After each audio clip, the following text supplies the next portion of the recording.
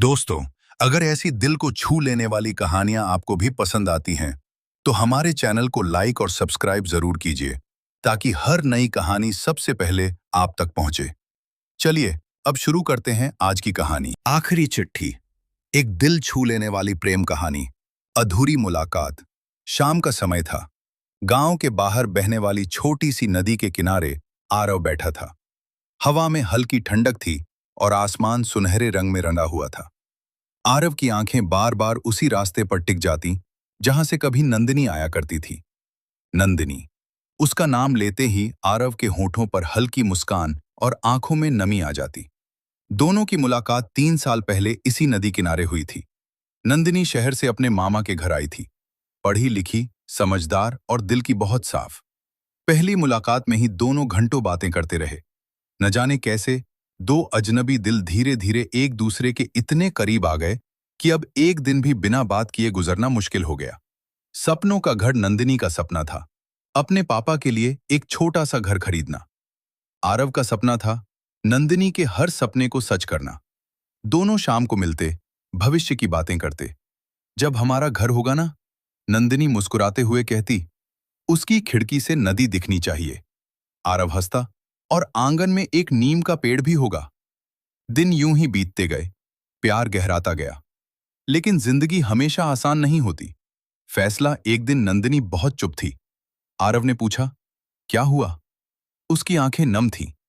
पापा की तबीयत बहुत खराब है और हमें शहर वापस जाना होगा, शायद हमेशा के लिए। ये सुनकर आरव के पैरों तले जमीन खिसक गई। लेकिन हमारा क्या? नंदिनी ने धीमे से कहा, अगर किस्मत में साथ लिखा होगा तो हम फिर मिलेंगे। उस दिन स्टेशन पर दोनों खड़े थे। ट्रेन चलने लगी। नंदिनी ने खिड़की से हाथ बाहर निकाला। आरव बस उसे जाते हुए देखता रह गया। इंतजार दिन महीनों में बदल गए। पहले फोन आते थे, फिर कम हो गए, और एक दिन पूरी तरह बंद हो गए। आरव हर शाम नदी किनारे बैठता।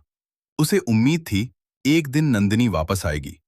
गांव वाले कहते, भूल जा उसे। लेकिन प्यार भुलाया नहीं जाता, वो तो दिल में बस जाता है।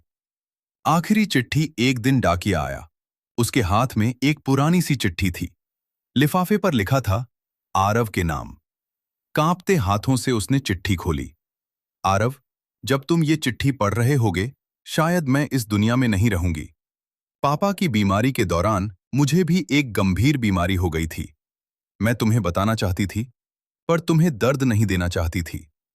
तुमसे दूर जाना मेरे लिए आसान नहीं था, लेकिन मैं चाहती हूं कि तुम आगे बढ़ो।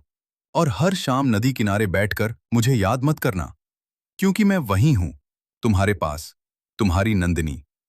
चिट्ठी पर आंसुओं के धब्बे थे। आरव की दुनिया जैसे रुक गई। नया सवेरा उस रात आरव बहुत रोया। लेकिन अगली सुबह उसने एक फैसला किया। वो उसी नदी किनारे एक छोटा सा स्कूल खोलेगा, नंदिनी शिक्षा केंद्र, ताकि गांव की हर लड़की पढ़ सके, ताकि हर नंदिनी अपने सपने पूरे कर सके। धीरे धीरे स्कूल बन गया। गांव की बेटियां पढ़ने लगीं। आरव बच्चों को पढ़ाते समय अक्सर मुस्कुरा देता, क्योंकि उसे लगता नंदिनी कहीं ना कहीं से उसे देख रही है। सच्चा प्यार हमेशा साथ रहने का नाम नहीं होता। कभी कभी सच्चा प्यार किसी के सपनों को जीने का नाम होता है। हर शाम जब सूरज ढलता, आरव स्कूल के आंगन में खड़ा होकर आसमान की तरफ देखता और धीरे से कहता, देखो नंदिनी, तुम्हारा सपना अब जी रहा है। हवा हल्के से बहती, जैसे किसी ने मुस्कुराकर जवाब दिया हो। अगर आपको भी यह कहानी पसंद आई हो तो हमारे चैनल को लाइक और सब्सक्राइब करें।